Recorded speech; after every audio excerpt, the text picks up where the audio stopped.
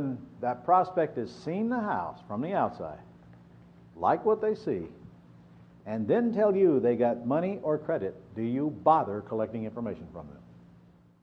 Now, will that in itself reduce the number of calls you take from 20 a day to 2 a day?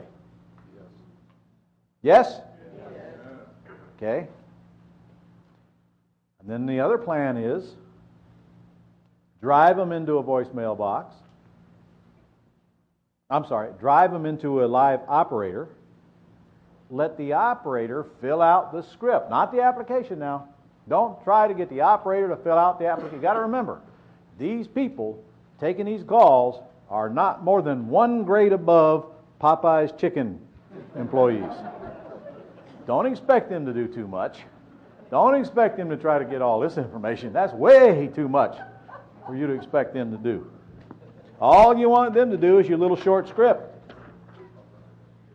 Because at the same time, if you wish, they can drive them to the house. But if I were you, I wouldn't even do that. If you're going to use a live operator, because they'll screw that up, I would just have them get these and email them to me. All right? And then I'd pick up the phone and I'd call the ones that passed the test. And how do they pass the test? Credit or money or both. Boy, when they got both, call them now. Call them now. And you will get them. At the end of the day, you're going to get a whole pile of these, and you'll be able to throw 90% of them away and focus on the 10% that you need to call. Now, instead of sucking your life up with all those incoming calls all day, every day, now you get to sit down at whenever you decide during one little part of the day and call them all back at the same time. So you've taken all that work and put it into one half an hour step. If you don't reach them, call them later. And frankly, if you don't reach them and you leave a message on their machine and they don't call you back, they're whacked. They're out of here. Don't chase people. Don't chase them. Did you know that you can go through the whole rest of your life and not have to deal with people who don't want to deal with you? You know there's no law that says you have to beg people to deal with you? In fact, I'm telling you something. The older you get and the more money you get, the more you'll realize, get rid of them quickly. And I don't care what they do or who they are. I don't care what business you're in. If you spend your time pre-screening the people, just a couple of minutes pre-screening people that want to do business with you and getting the rest out of your life, it'll be so much easier than try to get people to do something they don't want to do. If I had somebody call me on this property and they've seen this property and I can't even reach them and they won't come back to me after I've left a message on their machine, as far as I'm concerned, they're out of here. They're out of the running. So, there's 3 ways for you to handle prospects right there. You're going to have to decide which one you want. Incidentally, I forgot to tell you now, Pat Live will take your incoming voicemail calls and transcribe them and email them to you. Hello? So if a customer just leaves their name and number even on the voicemail, you can get that information. And Pat Live will know their phone number because they capture them with caller ID. In addition to asking them for it if you want them to. All right. Let's move on down that list then. Step 2. If prospect has money or credit, give them the address and the lockbox code. If they don't give it to them. If they have neither, whack them. Step 3. If the buyer has money or credit, see if you can get the information while they're on the phone. And remember, that can be on the front end, or it can be after they've seen the house and said they want it, or at the very least, while they're in the front yard waiting to get the lockbox code to get in the house. The further you run them down that pre-screening sift and sort mechanism before you talk to them, the better you're going to like it. And I'm telling you, the more houses you're going to sell with the least amount of effort.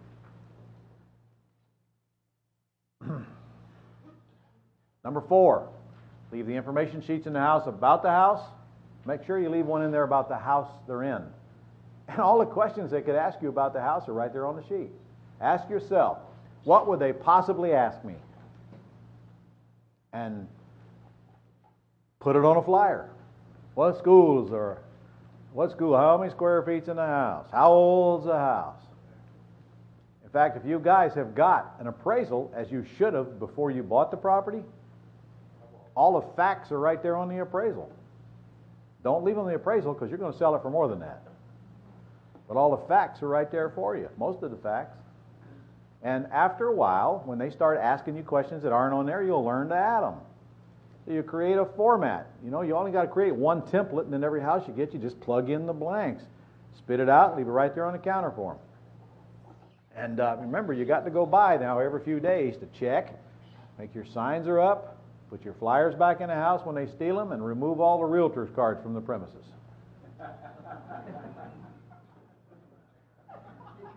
Put some flyers outside the house. Put some flyers outside the house. They don't need the lockbox code to get flyers to learn all about the house. You have to replenish those. The kids love to make airplanes out of them. And leave some flyers about your other houses. And then don't forget to leave applications in the house where they can fill out the shorty. See, when they see that little short application, it's not intimidating. I'll put a little note right there. If you're interested in the house, please fill this out and fax it to me at the number below or call. And you can take that information on the phone in about 90 seconds.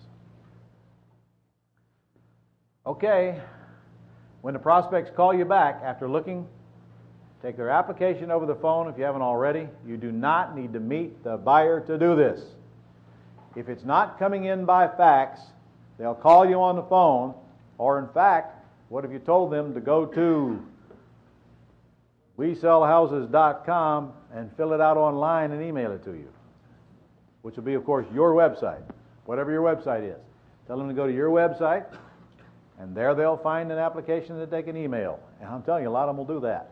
And wouldn't it be great if you just get out of bed in the morning and there you have on your email 10 or 12 applications about people interested in your house? And you haven't done it, and you haven't even been a part of the deal yet? It's normal. Normal. Now, you've got the application. You may or may not have talked to your prospect. You've been in it a while. It'll be may not.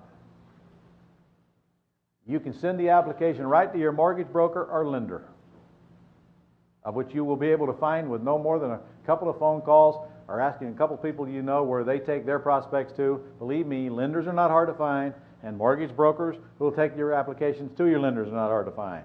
If I were you guys, I'd get mortgage brokers to process your applicants for you. It generally don't cost you anything because the lender pays them. They do all the work. They'll tell you what'll work. They're a great help to you. And you probably are going to need a couple, 3 of those, not just one. Do not put all your eggs in one mortgage broker's basket. Couple, 3 of them. They all have different types of loan programs. Some of them are better at follow-up than others. Some of them you're going to have to fire. They're just like contractors. You're going to have to fire one every month or so, or retrain them. So you need more than one mortgage broker to get your applicants to. And I'll tell you, honestly, that mortgage broker can mean success or failure in your opportunity to sell houses. If you've got someone there that's looking for that perfect buyer and that's all they know how to handle, better expand your horizons. Anybody who makes loans on houses will take that perfect buyer and get them approved.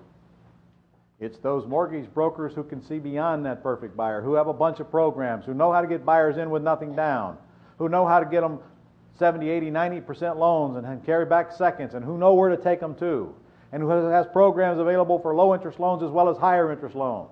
Your mortgage broker needs to have a whole plethora of loan programs available depending on the quality or qualifications of your buyer. Don't go to a loan broker who don't do anything but FHA or VA or Fannie Mae loans. You ought to get to somebody who's a lot more creative than that. Send your application to them, and they will in fact call you back or not. The ones who you will continue to do are the ones who will call you back. But for the most part, you're going to have to chase them because they have lousy follow-up just like everybody else in business out there nowadays. So you send them the application, and you're going to have to call them. few hours later, see if they got it done yet. When they say no, you call them a few hours later, get my application over here to me. And sooner or later, you'll learn to do business with those who want to do business with you, who are chasing your business because you're a good supply of business. And all the rest of them, you will whack. Do business with the people who want to do business with you. And get rid of the rest of them.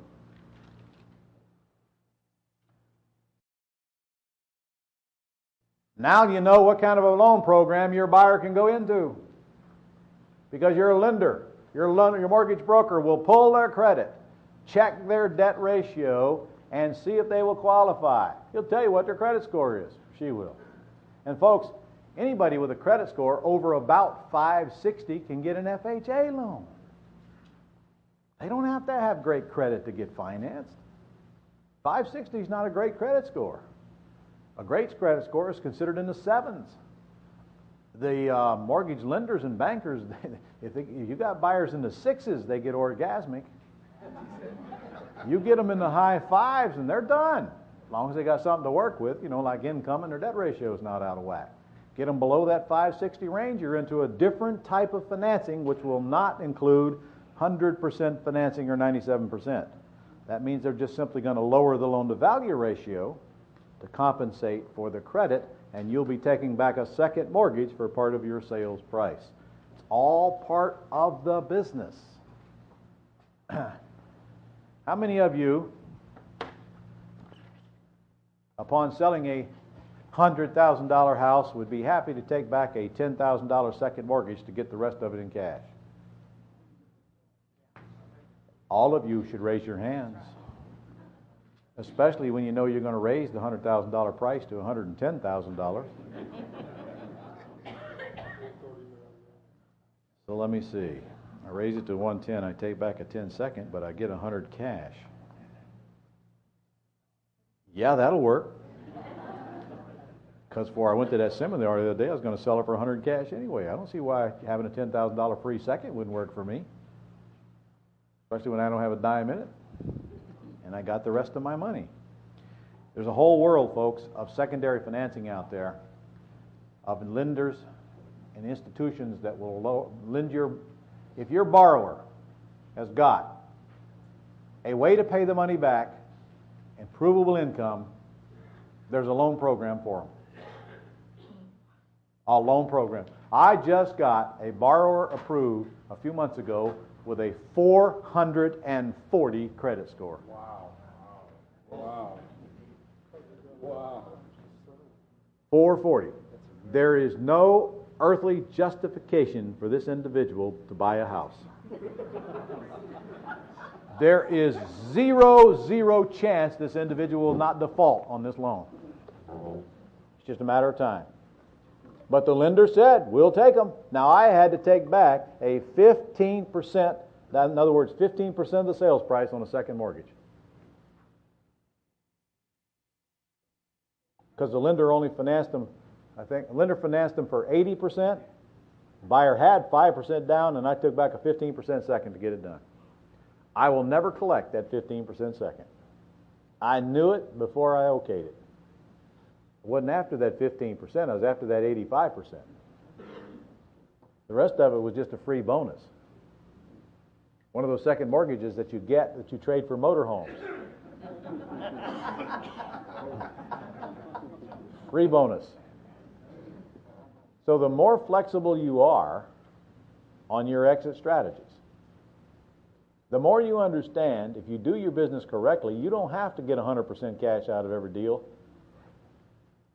There are all kinds of loan programs out there that you can get your buyers into without getting 100% cash. Add that now to the fact that if you really get it, you get trained on the other part of the business, you can put out people in lease option properties all day long with $5, $6, $7, $8, $9, $10, $15,000 or more $1,000 and give them time to buy. If you structure your business so you don't have to cash out of every single deal, which I will absolutely teach you how to do if you give me a chance, then you create flexibility in your exit strategy so that you can take whatever comes along, whatever kind of buyer comes along that loves the house, and find out a way to finance them if they have anything to work with. My first criteria is that I want somebody who loves that house. That's more important to me than anything else. But unfortunately, it's not hard to find people who love the house that don't have money or credit. Give me somebody who loves the house with one of those two, and I will bust my hump to get them in the property. Even if I have to take back a second mortgage for part of my sales price, and even if I don't believe I'll ever collect it. But again, they must love the house, and they must have a down payment, or they must have decent credit. And decent credit is defined as anything about 560 or above. Make sure you inspect the house once a week to keep it mowed, get locked up. Remember, you're giving out lockbox codes. Make sure there's a key in the lockbox. Replace the signs, replace the flyers. Do not ignore the property. Just because you got it in good shape last week and had it all stocked up and had all the signs up, don't be upset when you go over there this week and none of that stuff's there. That's the nature of the beast. If you'll go back to me for a moment with page 67, there's one very important piece of paper that I want to point out to you that I have not done yet. Look at 67 down to number 7. It says, if it's a go, have your prospect meet you somewhere rather than the house and get a deposit and an application receipt agreement signed, which you'll find on page 72. If you'll turn to page 72, you will discover a really cool little document that I wished I had when I was growing up. There's two very important points in number 7 that I must bring forth. You should not meet your prospect at the house. You should not meet your prospect at the house. A, I don't want you sitting in your driveway at your house waiting for somebody to show up. B, if your prospect meets you at the house, they want to pick it apart. They want to negotiate. C, if your prospect has been given the lockbox code to go in and look at the house, why on earth they need to meet you there? What are you going to tell them they don't already know? There's a flyer right there on the counter with all the information. They can see the house for themselves. You don't need to meet them at the house. You do not show houses. You do not meet anybody at any house at any time for any reason except contractors. If you're selling junkers for wholesale, you don't ever meet them there anyway. You send the buyers. If you're doing lease options, whether you're selling them for cash, lease option, owner finance, it doesn't matter. The process is the same. You send them to the house, let them go in the house after they tell you they got something to work with. Now, I know you guys are going to miss all of those people who don't show up and all that wasted time, but you can find something else to do with your time. Let the realtor show the house. They love to do that. Remember, all your houses are vacant. You don't need to be there. Lockbox, incidentally, you can get at Home Depot for $25. I like them too because they're real simple. We just bought one the other day, and you press 0. And you can change the combination. I don't ever change mine. First of all, I don't know how. Second of all, I'm not reading the directions inside that lockbox. Besides, why would I want to change it? The lockbox code is 0. So when they call you up and say, what's the lockbox code? 0. Can you remember that? 0. The last one I bought, you press 0 one time, lockbox comes open. One before that, I had to press 0 4 times. 0, 0, 0, 0. Only reason you have a lockbox, keep the kids out of the house. I mean, if it weren't for that, I'd leave the door unlocked. But you don't want to do that. Kids will go in there and wreak havoc. So, we send people to houses. We don't meet people at houses. Look at that application and receipt agreement. That piece of paper right there was going to save you guys a boatload of grief, if you understand it. What that piece of paper is the following. All it is a receipt for the deposit from your prospect. It says, I am accepting your deposit if I approve your application. I will keep your deposit and apply it toward your down payment. If I do not approve your application, I will give you your deposit back. But if I approve your application and then you back out on me, I will keep your deposit. It also says I have the right to get all the information I need from you about your credit and your life history. That is not a contract to sell the house. That piece of paper does not take the house off the market. So based on that, how many of those application receipt agreements should you get per house signed by your buyers? As many as you can get. A dozen would be good. You can keep right on selling that house till the check is in your hand. Because, folks, I'm going to tell you something. Just because you got a buyer, and just because they appear qualified, and just because they give you a deposit, if I were you, I wouldn't be spending your money just quite yet. Because you got a ways to go between now and the time you get paid. And an awful lot of things can happen. Some are in your control, some are not. Your objective is to get a commitment from your buyer as soon as possible, and the more money you collect from that buyer as a deposit, the more commitment you have and the better chance you got of closing. But you do not want to take the house off the market and sign a purchase and sale agreement just because you got a deposit. When you get into those blue and those green courses, you will learn about that affidavit memorandum concerning real estate. That piece of paper that you can sign when a seller signs a contract to you, which will cloud their title and keep them from selling the house to anyone but you. The minute you sign a purchase and sale agreement with your buyer, they can do the same thing to you if they were to get wind of that. They can cloud your title and make a mess. You don't want a purchase and sale agreement in the hands of a buyer until you know it's about to go to underwriting and get approved. Capiche? Besides, you don't want to take the house off the market until you know you got a buyer. This is one beautiful document. When you get a chance, you read it, and it's pretty much self-explanatory. And you're welcome.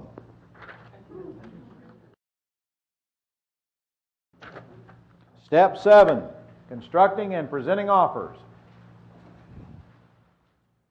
Well, what the heck does that mean? We already own the house. What's he talking about? Well, did you know that you have to construct and present offers to buyers just like you do sellers? The more flexible you are, the easier it is to get them sold. For example, you might want to take stuff on trade for down payments, as we discussed. Always leave that option open. If you have to put a note in front of you wherever you're talking to these people, we'll take trades. Don't ever forget that. That's a fun part of the business. It really is. And incidentally, are you ever going to give anybody dollar for dollar value for equity of whatever they have? If they got a $30,000 motorhome, that doesn't mean you're going to give them $30,000 worth of equity in real estate for it, does it? No. You might give them more. What do you care? You may want the motorhome more than you care about the equity. I don't know. When I traded for my motorhome, I got a 30-foot Southwind absolutely free. With a generator, 2 air conditioners, it was a cool machine. I got it absolutely free. I traded some second mortgages for my motorhome. And I drove that thing for 5 years and sold it. It was a $30,000 motorhome. I sold it for $12,500 5 years later. Every time I crank that thing up and go somewhere, I'd spend money on it. In the 5 years I had it, I replaced both air conditioners and the generator, and God knows what else. Free. Oh, it's a free motorhome, all right.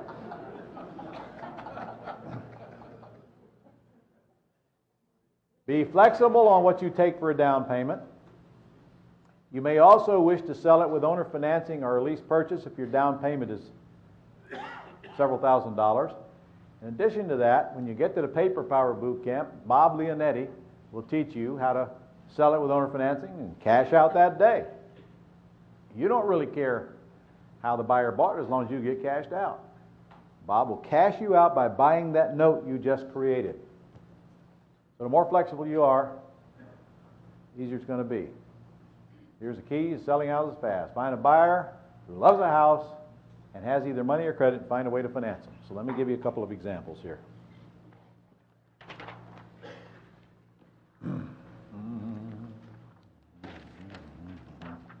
All right, picture this. I got the house ready to go. I'm running ads and I'm putting up signs and people are calling me. Now Pat Live is faxing me over or emailing me over these applications on the property. Applications are actually just scripts, short scripts on the property.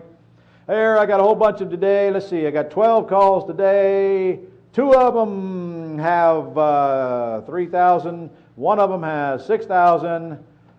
4 out of today's batch says their credit is good. 3 of them say it's fair. Oh, there's one that says they got good credit and $3,000. Bingo. They go to the top of the pile. There's one that's got good credit and $1,000. They go right up there somewhere. There's one that's got $12,000 to put down, but they check their credit is ugly. Yep, they go up there too, because they're worth calling. Why? There's 12,000 reasons I want to call them. Absolutely. Okay.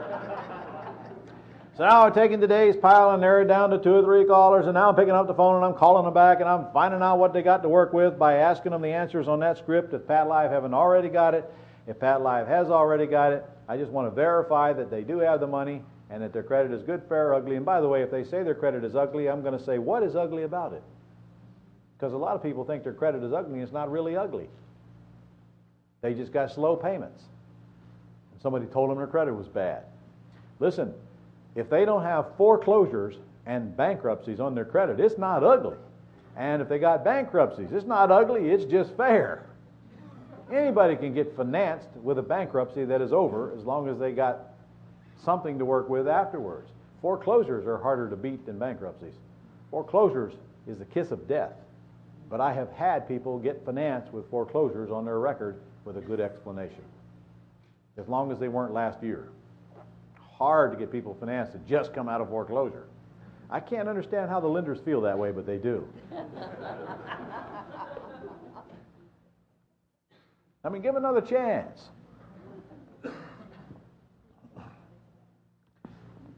Anyway, let's just say we got somebody, we got an application here, they've given us the information we need, we fax it over to the lender. Lender says, well, you know, I can get them financed, but you want to sell it for $80,000. I just can't get them a dime more than 85% LTV. And they got $3,000. Okay? So you know they got $3,000 down. Somebody figure out what the LTV is for 85% of 80. 68.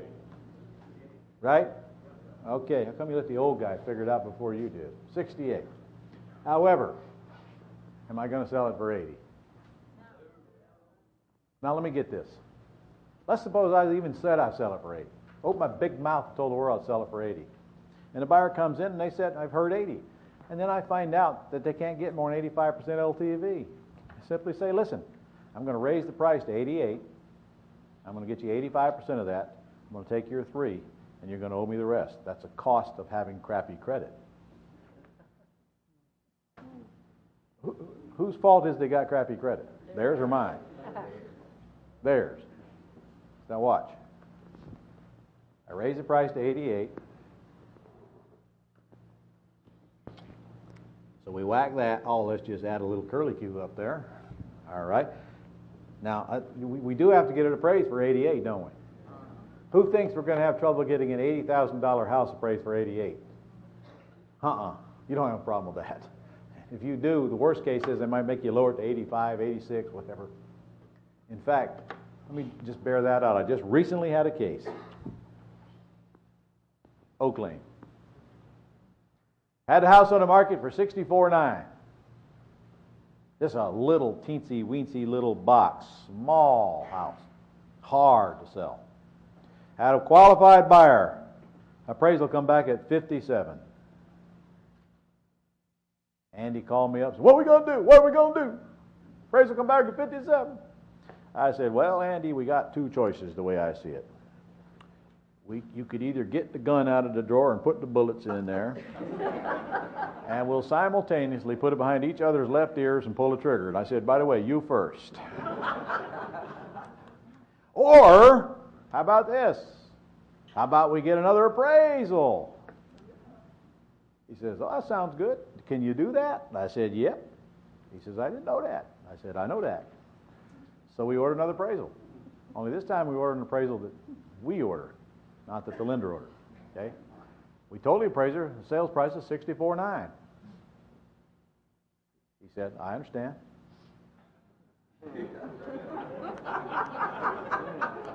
Guess what the appraisal come back at? $65,000. Correct. Do you see how easy it would have been for us to cave in and lose $8,000 by listening to the morons? By the way, the house ain't worth a dime more than $57,000. What if it's worth $65,000 now? And if I do another one, that's closed deal. If I do another one in a neighborhood, guess which one I'm going to use for a comp? You bet. This is a 700 and some odd square foot house. Hard to sell. Yeah. But it's a goner now. For $64,900, I might add. Okay. So we raised price, we get $3,000 down. Now we do 85% of 88, which is, that one's a little harder to figure. Somebody figure that one up for me. How much? 74.8. Okay. That means we got to take back a second for 15% of 88 minus 3,000, whatever that is. I can tell you, 74, 77.8, 78, $10,200. Whoop, probably got too many zeros there. Okay, so this is our second mortgage. Now, how much cash will we get out of this deal? This, less closing costs. Are you with me? So I'm going to get 77.8 minus whatever closing costs I agreed to pay, and I'm going to pay the same closing costs whether I do it at 80 or 88, aren't I? Is that close enough? Is 77.8 cash okay to get out of a house you're trying to sell for 80 to begin with? To an unqualified borrower who can only qualify for an 85% loan? Yes? So not only that, I get a free $10,200 second mortgage I'll never collect. Or am I collected? Who knows? Some of them actually pay. I've had some that have been paying me for years. And I had some that never made the first payment. The nature of the beast. Okay, so when you guys start selling properties and you think you want to cash out of them, you're going to remember this example? Don't forget this example. You can always take back a second. Don't ever turn down a borrower or a buyer just because you think their credit score is too low. Let your lender decide what too low is. Don't try to make that decision. You cannot keep up with the loan programs that are available out there, guys and gals, because they change fast. You cannot keep up with them. The market will determine what kind of loans are available and what kind of borrowers they will accept. And there's a glut of money out there right now, a glut of money, and they have to get that money out, and they're willing to break the rules or make new rules to get rid of that money, because people in the money business must get it out or they don't get any coming back in. All they do is rent money. It's no different than if you're in the furniture business. You don't rent furniture, you don't stay in business. You don't rent money, you don't stay in business if you're a lender. And so they make the rules. The more glut of money that's available, the weirder the rules get. And I mean, they're putting people in houses that don't have a prayer of ever paying for them. Now, watch this. Down payment assistance programs. Did you know you could put people in a house with absolutely no money out of their pocket? I don't care if they got 1 red cent to their name. And here's how this works. That would be on page, what? On page 75. They are nonprofit organizations out there that will give your buyer a grant for the down payment. They'll give your buyer the down payment. Any amount you want them to give your buyer, they'll give your buyer for the down payment. Sounds exciting, doesn't it? Before you get too excited, any money these companies give your buyer for the down payment, you're going to wind up giving them back out of your sales proceeds. So if these companies put up a 3% down payment on a $100,000 house, how much is that? $3,000. They will send the money to closing, but they will take that $3,000 back out of your proceeds as the seller, plus a fee up to $800 per deal. So it'll cost you, if your buyer is buying a $100,000 house and they don't have a dime to their name, how much will it cost you to get them an FHA loan? $3,800. So in effect, you just sold the house for $96,200, didn't you? Unless, of course, you raise the price enough to cover it. Right. Well, you can't do that. Oh. Okay.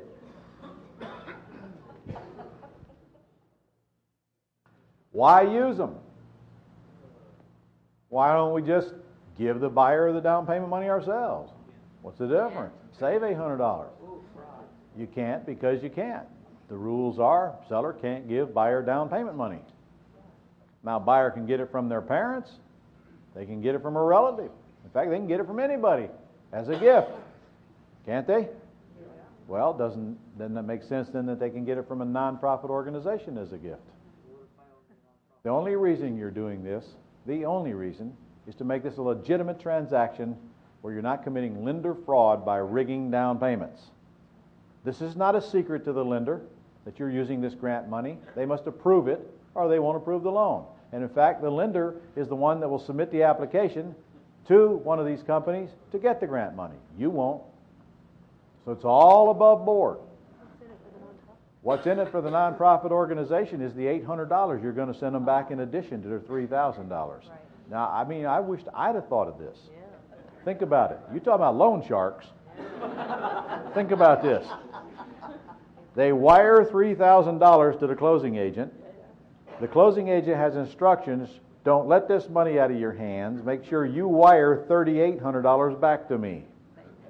This is risky business. So I put up $3,000, I get $3,800 back the next day. How come I didn't think of this? Oh, man. You talk about a return on your investment. Unbelievable. Unbelievable. I mean, I just get crazy when I think about the return on the investment with this thing.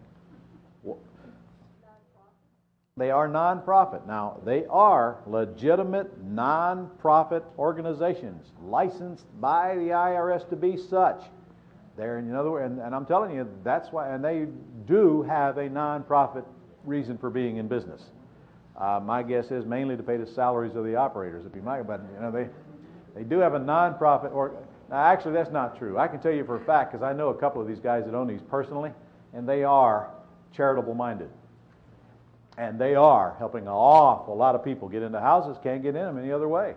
They are performing a public service, but non-profit is an oxymoron here. I'll tell you that right now. Maybe they're not spending the profit on, I don't know. I can tell you right now, forget that non-profit junk. All right, I just told you how it works.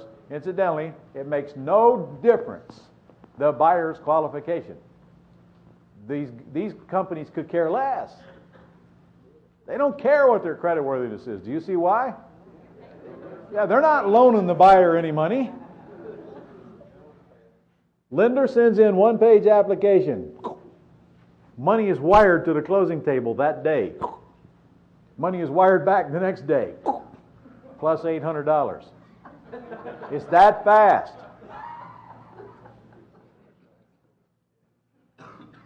So how does it affect your sales price and your taxes? It doesn't, because it is an expense to you. So it will, in fact, lower your sales price as far as your accountant is concerned. He'll probably take it off your sales price. Either way, you won't pay taxes on that $3,800. Follow me?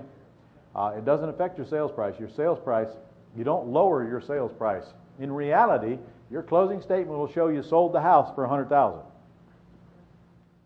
But it'll also show an expense down there for that $3,800.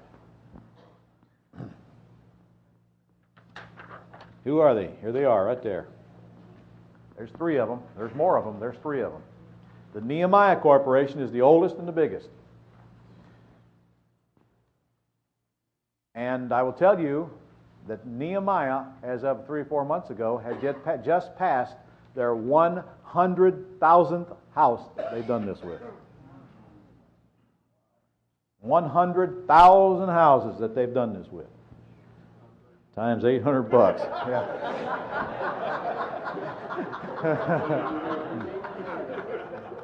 The fee is actually 1% of the sales price, or $800, whichever is. 800 is the most they can charge. There's your website addresses. There's your phone numbers. They've all got very similar programs. Nehemiah Corporation, Ameridream, or Neighborhood Gold. Go right on their website. There's all the facts for you. And I can tell you right now, if you call one of them up on the phone and you ask them to explain the program, it'll take them 10 minutes to tell you, we put up money, we get it back, you pay us fee. They have a great way of dancing around that issue to make it sound like some charitable yada, yada, yada, yada, yada. Now, if you're selling a property and you're selling it FHA, and you're selling it to somebody with no money, is there any reason for you to have them put up more than the 3%? No. I mean, remember, whatever you have them put up, it's coming out of your pocket. Keep this in mind now. It's coming out of your pocket.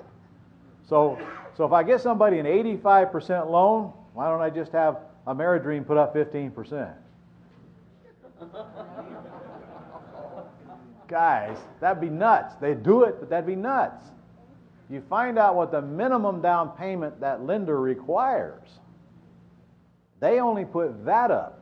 You take the rest back in a second mortgage. You don't just give it away. So you don't want them putting up any more than they have to comply with whatever the lender's minimum down payment requirement is. Everybody clear on that? Okay, they'll put up the money for the closing costs. Whatever you want them to put them up for, just remember, it's coming out of your pocket. Instead of doing that, why don't you just check off there, you're paying the closing costs. Same difference. Unless the lender requires the buyer to pay some. And also remember, it really is not common for you to sell a house and for your buyer to not have a dime to their name. They usually always have some money, don't they? Well, you get everything they got, because every dime you get out of your buyer is a dime that's not coming out of your pocket. You know, if your buyer's got $1,000, Ameridream only needs to put up $2,000, not $3,000. So get all they got. And also don't forget, you can get goods, tradable goods, as down payment as well. Look, if they got a car that they can trade to me, I can legally take that car on trade and give them $3,000 credit toward their down payment. Then I don't need Nehemiah. At least I get a car out of the deal, and I don't have to pay the $800 fee. So use common sense. Don't use them unless you need them to get the deal done. And then go for it. I've got students all over the country using them. They're a great source. Your motivation is to get the rest of the cash. Don't worry about the little bit you got to give up to get the rest of it. Any questions on that? You guys want to ask questions on that? Go to the mic. I'll be happy to take them on. I know that's a little complicated first time you hear it. It took me a while to understand it. I want to find out if you had any problems with seasoning on titles with houses, not owning them. Seasoning? Yes, sir. Yes. And how Yes. do you tackle that? Some lenders, what he's talking about, some lenders have a problem with the seller not owning the property long enough. They want 6 months, some of them want a year for the seller to own the property because of all the investor scams going on around the country from all these morons who are trying to destroy the business for the rest of us by committing lender fraud. First, let me do a little bit of history lesson. The reason they want seasoning is because they don't trust investors anymore, especially those investors who buy them cheap and sell them high shortly thereafter. Those scumbags.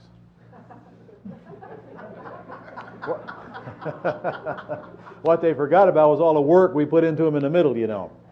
But there is a bunch of fraud going on out there. Really where the problems lie is where investors rig down payments, falsified documents, rig appraisals, and do all that junk that you guys do not need and should not be doing.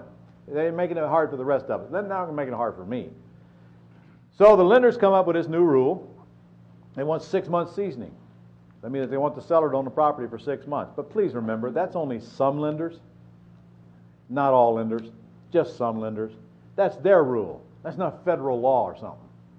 So if you got to, first thing you might want to ask your mortgage broker, if you just bought the property and you're selling it within the first 6 months, am I going to have to own this property for 6 months before I can sell it?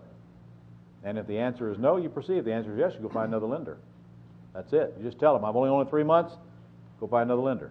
Now, there's all kinds of other ways to handle it. For instance, you could put a lease option tenant in there, or you can, in fact, sell the note. Can you sell the thing with owner financing and sell the mortgage off to Bob Leonetti? Yes. It's the same as cashing out if you went down and get him a new loan, but he don't care about seasoning. I'll tell you how I fix it. Just whack the lender and go get another one. That's how I fix it. Yes? Yes, Ron, with the Nehemiah program, is the lender aware of this, that the buyer is going to be doing that program? As I said, the lender's the one that submits the application to Nehemiah. Your mortgage broker or lender is fully aware of Nehemiah. They have all the stuff they need to get that job done. Not all lenders will accept Nehemiah or Ameridream or Neighborhood Gold. They will not. But there's hundreds of them out there. You don't need to worry about that. You go let your mortgage lender, you tell them I need a Nehemiah or Ameridream on this one. They'll know what you're talking about.